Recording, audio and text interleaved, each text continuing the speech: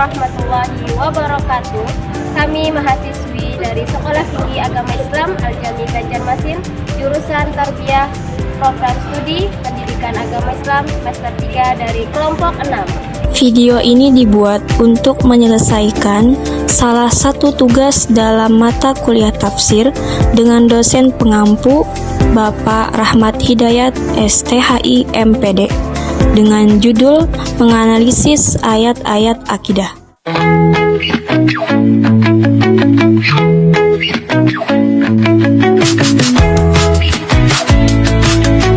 Sebelum masuk ke pembahasan, izinkan kami memperkenalkan diri terlebih dahulu. Afina Maulidita dengan NPM 224117251, Aisyah dengan NPM 224117155, Aisyah dengan NPM 224117156, Alfisyah dengan NPM 224117157, yang terakhir Aliana dengan NPM 224117158. Pada kesempatan ini, kami juga ingin mengucapkan terima kasih kepada dosen pengampu kami, Bapak Rahmat Hidayat STHI MPD, yang telah membimbing kami dalam menyelesaikan makalah ini. Baiklah, kami akan mempresentasikan materi dengan judul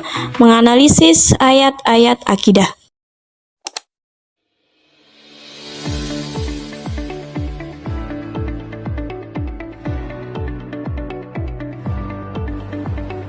Akidah merupakan fondasi utama dalam Islam yang mengandung keyakinan tentang tauhid atau keesaan Allah Subhanahu wa Ta'ala, serta hal-hal yang diyakini secara mendalam oleh seorang muslim. Al-Quran sebagai sumber utama umat Islam memuat banyak ayat yang membahas tentang akidah, antara lain surah Al-Ikhlas yang menegaskan keesaan Allah Subhanahu wa Ta'ala dan surah Al-Baqarah ayat 255 yang menjelaskan sifat-sifat Tuhan yang maha hidup dan maha memelihara. Dalam mempelajari Al-Quran, tafsir ayat-ayat akidah menjadi hal esensial untuk memahami secara lebih mendalam maksud dan makna yang terkandung dalam ayat tersebut. Pengertian akidah. Akidah berarti iman atau keyakinan yang teguh dan pasti, yang tidak ada keraguan sedikit pun bagi orang yang meyakininya. Dalam ajaran Islam, akidah memiliki kedudukan yang sangat penting. Ibarat suatu bangunan, akidah adalah fondasinya. Sedangkan ajaran Islam yang lain seperti ibadah dan akhlak adalah sesuatu yang dibangun di atasnya.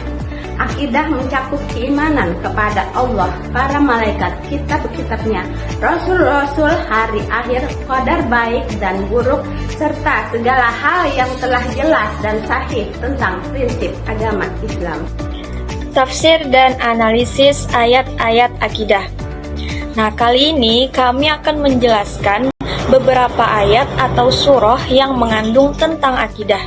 Yang pertama, surah Al-Ikhlas ayat 1-4. Banyak riwayat yang menjelaskan tentang sababun nuzul atau sebab turunnya surah ini. Dikutip oleh Syekh Wahbah Az-Zuhaili dalam kitab tafsirnya, yaitu Tafsir Al-Munir, bahwa sababun nuzul ayat ini adalah diriwayatkan oleh Imam Ahmad, Tirmidzi dan Ibnu Jarir dari Ubay bin Ka'ab. Innal musyrikina qalu lin Nabi sallallahu alaihi wasallam, ya Muhammad, insab lana rabbak. Fa anzalallahu ta'ala, qul huwallahu ahad, Allahus samad, lam yalid wa lam yulad wa lam yakul lahu kufuwan ahad. Artinya, sungguh kaum musyrikin berkata kepada Nabi sallallahu alaihi wasallam, wahai Muhammad, sifatilah Tuhanmu kepada kami. Lantas Allah menurunkan surah ini sampai selesai. Nah, pada ayat pertama, Allah menyuruh Nabi Muhammad menjawab pertanyaan orang-orang yang menanyakan tentang sifat Tuhannya, bahwa Dia adalah Allah yang Maha Esa, tidak tersusun dan tidak berbilang. Pada ayat kedua, Allah menambahkan penjelasan sifat Tuhan yang Maha Esa, yaitu Dia adalah Tuhan tempat meminta dan memohon. Selanjutnya, pada ayat ketiga Allah menegaskan bahwa Maha Suci Dia dari mempunyai anak. Ayat ini juga menentang dakwaan orang-orang musyrik Arab yang mengatakan bahwa malaikat-malaikat adalah anak perempuan Allah dan dakwaan Nasrani bahwa Isa adalah anak laki-laki Allah. Kemudian pada ayat yang terakhir Allah menjelaskan lagi bahwa tidak ada yang setara dan sebanding dengan Dia dalam zat, sifat, ataupun perbuatannya. Yang kedua, surah Al-Baqarah ayat 255. Ayat ini dikenal dengan ayat kursi. Merupakan ayat agung yang menggambarkan keesaan dan kekuasaan mutlak Allah. Ayat ini menyatakan bahwa tidak ada Allah selain Dia yang maha hidup, maha berdiri sendiri, senantiasa mengatur dan menjaga seluruh makhluknya tanpa mengantuk apalagi tertidur. Penjelasan berikutnya yaitu tentang surah An-Nisa. Surah An-Nisa ayat 136 adalah salah satu kunci ayat dalam Al-Quran yang menjelaskan secara komprehensif mengenai hakikat iman. Ayat ini tidak hanya memerintahkan umat muslim untuk beriman, tetapi juga merinci objek-objek keimanan yang harus diyakini. Para mufassir ahli tafsir seperti Ibnu Katsir menjelaskan bahwa seruan ini ditujukan kepada orang-orang yang mengaku beriman agar mereka memperkuat keimanan mereka yang mungkin masih lemah, atau kepada orang-orang Yahudi dan Nasrani yang mengaku beriman kepada kitab-kitab mereka untuk beriman pula kepada Al-Quran dan Nabi Muhammad SAW. Selanjutnya, implementasi tauhid dan iman dalam kehidupan nyata. Tauhid adalah bentuk masdar dari kata kerja aktif wahadai wahidu. Tauhidan artinya mengesakan atau menjadikan sesuatu itu esa. Sedangkan menurut istilah syar'i ialah pengesaan terhadap Allah dengan cara yang khusus baginya. Tauhid adalah keesaan Allah. Ilmu tauhid adalah pengetahuan atau ajaran mengenai keesaan Allah dengan hati, dengan bulat hati, kuatnya tetap teguh kepercayaannya bahwa Allah hanya satu. Sedangkan mentauhidkan berarti pertama menyatukan, memusatkan hati, menyeru segala umat untuk beribadah hanya kepada Allah saja. Adapun tauhid rububiyah adalah suatu keyakinan yang pasti bahwa Allah satu-satunya pencipta, memberi rizki, menghidupkan dan mematikan, serta mengatur semua urusan makhluknya tanpa ada sekutu baginya. Kepercayaan bahwasanya Allah hanyalah satu-satunya zat yang maha pencipta, yang menciptakan alam dan seisinya. Allah maha kuasa dan yang mengatur atas segala alam beserta isinya.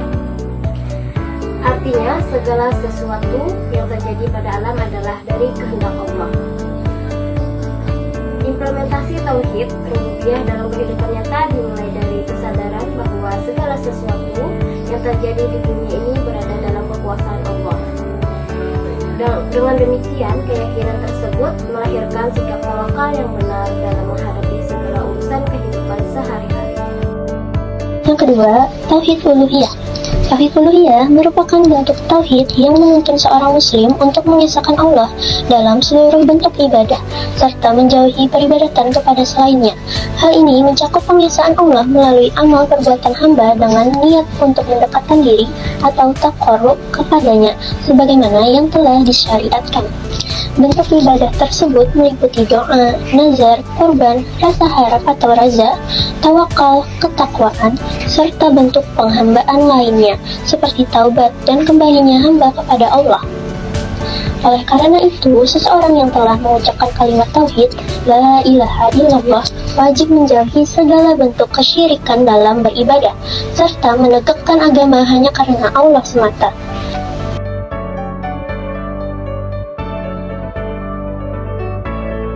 Dengan bertauhid, seorang muslim akan lebih mudah bersabar menghadapi cobaan hidup karena yakin bahwa segala sesuatu telah ditetapkan Allah dengan penuh hikmah.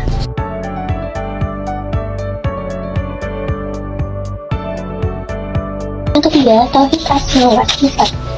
Tauhid asma wa sifat adalah konsep dalam Islam yang berarti mengesahkan Allah dengan menetapkan nama-nama dan sifat-sifatnya yang disebutkan dalam Al-Quran dan Sunnah tanpa melakukan takyif atau menggambarkan bentuknya. Tamsil menyerupakan dengan makhluk, tahrif mengubah maknanya, dan ta'til menolak sifat-sifat tersebut. Ada 3 aspek utama dalam tauhid asma wa sifat, yaitu yang pertama, menetapkan nama dan sifat Allah, mengimani semua nama dan sifat Allah yang telah ditetapkannya dalam Al-Quran dan melalui sabda Rasulullah SAW. 2. Menyucikan Allah dari kekurangan, yaitu meyakini bahwa Allah Maha Suci dari segala cacat dan kekurangan yang mungkin dimiliki makhluknya. Yang ketiga, menyucikan Allah dari kemiripan dengan makhluk, yaitu meyakini bahwa tidak ada satupun makhluknya yang setara atau mirip dengannya dalam nama dan sifat. Ada pula manfaat mempelajari tauhid asma wa sifat, yaitu yang pertama, membentuk keyakinan yang benar terhadap keagungan Allah. Yang kedua, menumbuhkan rasa cinta dan takut kepada Allah. Dan yang terakhir, menuntut perilaku, sikap, dan akhlak seorang muslim menjadi lebih baik, karena setiap nama dan sifat Allah memiliki tuntutan amalan tersendiri. Iman dalam kehidupan nyata. Pada dasarnya, iman kepada Allah terbentuk melalui proses mengenal dan membiasakan diri kepada ajarannya. Iman dan takwa bukan hanya terlihat dari perbuatan yang tampak, melainkan sikap dan niat dalam hati. Oleh karena itu, pentingnya takwa sebagai tujuan manusia melaksanakan sholat, puasa, dan ibadah lainnya. Berdasarkan uraian yang baru saja dipaparkan, dapat ditarik kesimpulan mengenai analisis ayat-ayat akidah, khususnya surah Al-Ikhlas, Al-Baqarah ayat 255, surah An-Nisa ayat 136, bahwa Al-Quran menegaskan sebagai landasan keimanan. Di sini Allah mengatakan bahwa Dialah Zat yang Maha Esa dan tidak membutuhkan sekutu maupun penolong. Akidah yang benar menjadi fondasi utama dalam kehidupan seorang muslim. Baiklah, sekian presentasi dari kelompok kami. Jika ada kesalahan dan kekurangan, mohon dimaafkan. Terima kasih banyak kepada teman-teman semua atas perhatiannya. Semoga apa yang telah disampaikan dapat bermanfaat bagi kita semua. Akhirul kalam, wabillahi taufiq wal hidayah, waridho wal inayah.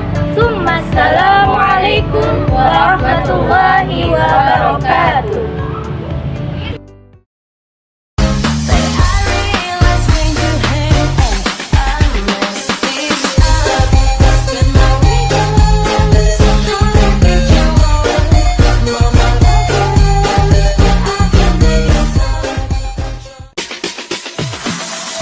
This is a monster beat.